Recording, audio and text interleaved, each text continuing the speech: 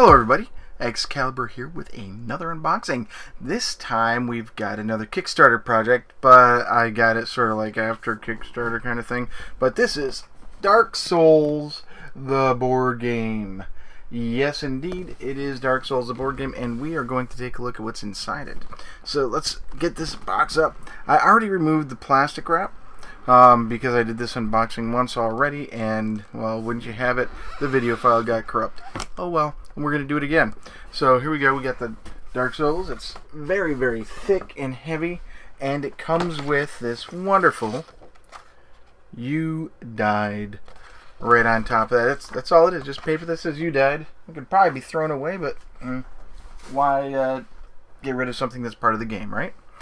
So on the top here, we've got some cards, there's a box, and some components and stuff like that. We'll just pull them out. The cards, they look to be one in a really crummy tray. Now, this is okay, I guess, if you're never going to sleeve your cards, which most people are going to sleeve their cards. So this tray becomes 100% useless, even for storing. Because one, the tray is too thin to store sleeved cards, and it's not wide enough or long enough. So, Steamforged Games, you guys dropped the ball on that. I don't know what it is with game developers these days. They don't take into account that people like to sleeve cards these days, especially in a game where the cards are going to be handled a lot. So, let's go ahead and let's see here. This also does not have a wonderful unwrapping thing there. We're just going to open up this pack because I have a feeling if I open up any of the others, we are going to have issues. So these cards seem to be standard 63.5 by 88 or 64 by 89 in terms of their size. We'll go ahead and slide that off. They are linen finished. It looked like they were, but they are, and the quality is pretty nice. It's got full art, so yes, we're going to be sleeving these, especially if they have to be shuffled, because you people in the board game business know that when you shuffle cards, if they're full art, they're going to get bumped and worn out. So this tray is going to be thrown away or put away and never used again outside of when I put this back in here. So we just have a bunch of them. I'll show you a couple. So there's a diagonal uppercut, pillars of light. These look to be some sort of cards. I'm not sure what they are. I did not look at the rule book to find out what what they call these backed cards here. It looks like this might be like the Knights and the Warriors, or it might be the boss cards. Very well, yeah, it looks like the boss cards because they've got the picture of the boss on there. So this could be how the bosses act. Yeah, it's got the hollow soldier and all that stuff. So these are the cards that tell you what the boss and the monsters are going to do in the game. So I'm just going to slip them back into this for now. And go ahead and put this here. Now, I paid for this with my own money. This was not gifted for any type of review or anything like that. So that is my disclaimer. This was purchased by me, and I'm going to tell you right now, I mainly purchased it for the miniatures, not for the game. I have not played the video game, so I was never enamored by that. I saw the minis and liked them, and went in with a bunch of friends on getting a couple of copies. So let's go ahead with the big box. This one has the bosses in it. Now, one thing I do like about these boxes is they are made to hold the minis, and they're plastic. And we're going to take out this component here on the top. These are all the cubes that you get in the game. I'm not sure exactly where they go, but I think they have something to do with the player cards. And then we'll pull this guy out. And there are some more. Let's just set this, set it on the floor. We're going to set it here because we're going to put these back. But this is the spinny parts, like the plastic rivets for you've got some dials in the game, and these are the rivets for those dials. So here we are with all the bosses. I'm going to go ahead and take the lid off. I like this because it protects them, and it's made to go in there, but any expansions, like if we were to have gotten any add-ons or anything like that with the campaign, then chances are really good that we would not be able to fit everything in here. We'd have a crap ton of boxes to carry this game around in, or we'd have to pull this out and rejigger everything so it all fit in there. But I'm going to tell you, these minis are really, really good quality. Take a look at that. Well, not good. They're excellent quality. They're nice. They're large. The detail is pretty amazing. The only thing I dislike is they're that flexible plastic material that like WizKids HeroClix miniatures and D&D miniatures are made out of. Well, actually not. It's more like a cheaper version of Games Workshop plastic. How about that? It's not that flimsy rubberized plastic that WizKids uses for D&D miniatures or Pathfinder miniatures. So these guys are all in pretty good condition. They're pretty sturdy, pretty rugged. I can put a little bit of pressure on this and the guy's not going anywhere. They have been glued down to the base. They've been pre-assembled, so you can see on the bottom that they've got the 2 dots. The thing I dislike is that they do not have names on the bottom of these. So I might have to get Sharpies and write the names of the bosses on the bottoms of these things. So let's see here. Can we get him back in? Yeah. Now we have this big dude here. I'm not sure what the names of these guys are. Like I said, I have not played this game on the PC, so I don't know what their names are, if they're the dancer or the demon or whatever, or the mourner, whatever their names are. I don't know them. So here we are. We've got this guy here. He looks pretty good. He's got really high detail. I looked at the minis. They do not have any sprue marks on there. They look almost ready to prime and paint, if you ask me. It's really, really nice to get miniatures like that. That's the main reason why I got this game, because I needed some big old bad monsters for D&D campaigns and stuff like that. So let me get this guy back in here. It's very tricky to get him in with all these weapons and stuff hanging all over the place. And yeah, this guy's in the way. Let's lift him up. There we go. And get this guy turned, get this guy in and turned, because there's a certain way they fit so that they will fit back in. I'm not going to pull everything out, but I will show you the minis from a different angle here. We've got this guy here that looks like some sort of genitalia face. This guy here, I don't like I think this is one of the controversy minis where they changed the pose. This guy looks like he's falling forward or flying, and I don't like that. That looks kind of stupid. This guy looks pretty good though. He's nice and chunky and has a nice big halberd for attacking and stuff like that. So let's get these back. So that's a pretty good number of bosses. We've got 2, 4, 6 big miniatures. We've got another one that has a bunch of the smaller ones in it. Let's see here. Does this go this way? No, it goes this way. Yeah. So let's go ahead and put all these back in here, and we'll put them back in this box. I have found that there is a lip down here on the bottom. You can see it right there, that the plastic likes to catch on and force this to bubble up. So be careful when you're putting them back in there, because you can cause this bubble up like that. As you can see, I already had done it once, and it could damage the minis when you put the lid back on.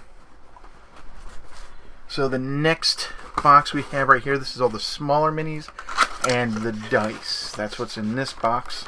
I know that because, well, I already unboxed this. We're just doing it a second time. So the dice, I love custom dice. I love them. I love them. So we've got green and blue here. And then we've got 2 trays of miniatures. And then we've got black and orange here. I'm not sure what the dice do or what they're for. I have not watched any playthroughs. I have not watched the Kickstarter videos. I just saw the minis and said, okay, yeah. I do know that when you move from point to point on the map instead of on a grid. So there is that. So here we are. We've got a bunch of gray minis right over here and here. And then we've got these 4 here. I believe these 4 are in order. Well, I'm not sure if they're in order, but they're the warrior, they are the knight, the assassin, and the herald. I'm not sure who is who. That is probably something that we'll find out when we look at the character sheets for this. But you can see on the swords that they are bent. You can see how they're bending up like that. That is an indication of poor quality plastic, which is everywhere with miniature games these days. I don't know why people are going to these rubberized plastics, because it is cheap, it's flimsy, and it puts out poor quality. These guys, I'll go ahead and let's pull out a skeleton here. Let's take a look at him in closer detail. So I'm not sure if he's actually called a skeleton, but he is a skeleton to me. You can see his face. He's got texture on the shield there. And then the sword is all bent up. I might have to put him into very hot to boiling water, bend this, and then hold it in cold water to straighten it out. That's an issue right there. But overall, the detail is pretty good. These are not your standard 25mm or 28mm miniatures. 25mm is your standard scale from back in the day. 28 to 30mm is your heroic scale, and then anything beyond that is, I don't know what the scale for that is called. But I'm talking about old school role-playing and all that. Our minis used to be 25mm in height. And that's changed a lot since I first started playing D&D. So here's the other ones. These are the medium miniatures. So we got some archers, of course, and then we got some bigger dudes, and then some great big dudes. So these are all really, really nice. In a way, I wish they wouldn't have given so many samey kind of figures, and we had different poses. But overall, they're okay. They're not bad at all. I'm pretty happy with the quality of the miniatures. Overall, let's see if I can get this back on there without twerking or damaging anything. Tweaking. Twerking. Yeah, I'm going to twerk these miniatures. Who am I, Miley Cyrus? I don't know. Let's get this on there. Who would have thought Miley Cyrus would come up in an unboxing, right? So that's your second box of miniatures. So that's all the miniatures. There's 27 in total. We come with the rule book here. So here's the Dark Souls, the board game rule book, and it's going to have all the components and tell you what everything is. It's got an index. Now, the game contents, yeah, the Assassin, Herald, Knight, and Warrior, and then it tells you all the names of all the figures. So you now have their names. It would have been nice if they were on the bottom of the minis, but I guess the bases were all pretty much generic, and they just mounted the figures on top of those. So it shows you how many tokens, how many counters, how many cards, and how many map tiles there are and everything, how to lay up your initial setup, and about all your characters and the nodes and everything you need to play the game. This is something that I think the Esoteric Order of Gamers, aka Universal Head, will have to go through. Well, not have to. I think he might if he gets the game, and boil this down to move your guy here, fight here, because this is a very, very dense book. Now, they've got a lot of artwork in here, and that helps increase the size. I think they needed space, but for the most part, the book quality is really nice. It's got a campaign setting in here and skirmish or just regular style fighting things and all that. So modes. There's a campaign mode, and then there's a standard board game mode. So that's all pretty nice. I have not read, so I do not know if the quality of the language for how to play the game is good or not. Here are the map tiles, and I'll show you 2 at a time. So here we go. There we are. You can see that they have different nodes on there. That's what all the little circles are. I would have been happier if it had been a grid of 1-inch squares or whatever the bases of the regular character sizes are, and you moved around in a grid-based combat, but you move from node to node, and that's how movement is handled. And I believe the bosses have an arc in which they can fight in, and you have a chance to dodge to different nodes that are outside of that arc. And you can see the quality of the graphics are really very high. And if you notice on this guy, there's no nodes on it at all. There aren't any nodes here. So this might be a start place where you wake up after you die or something like that. It might be your spawn point, however you want to refer to that. So here we are with these.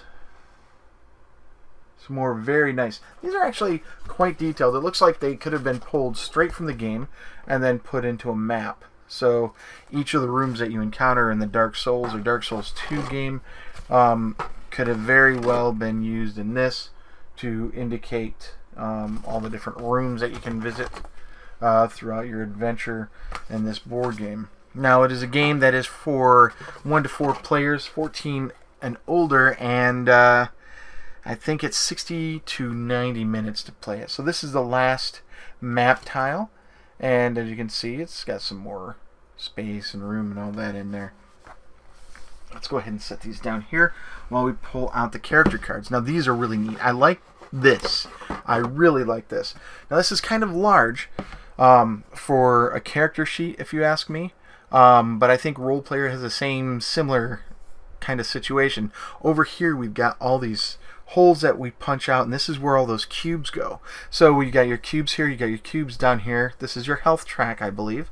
So you either start over here and then move your cube down here until you're destroyed or killed again, and then this is a list of what tier you are for your base, your tier for your strength, dexterity, intelligence, and faith. So I'm not sure if each of these goes up independently, and these are different tiers that your stuff go up to, or if you reach this tier, all your stats immediately go up to that. So I don't know if you work up each one individually or if you get these per tier. And each one comes with tokens. I believe these might be tokens for the game.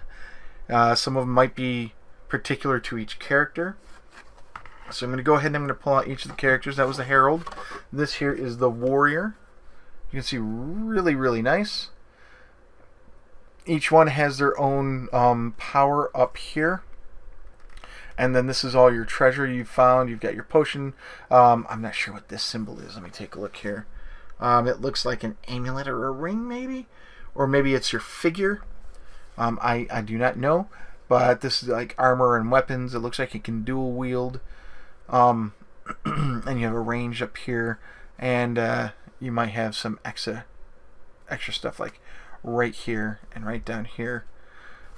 Spaces for extra things. Now, it looks like each of these characters has the same extra things, and all of the treasure parts are exactly the same.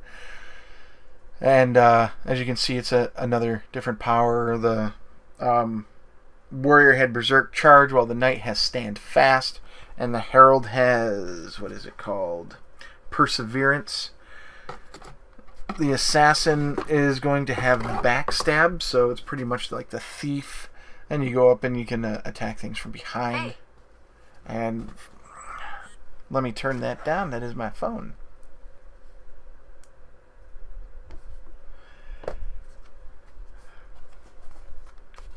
And the Assassin has Backstab, and I guess that's for attacking somebody from behind. Once per spark, after making a successful dodge, the assassin may attack the enemy he dodged. Okay, so you don't have to be behind it.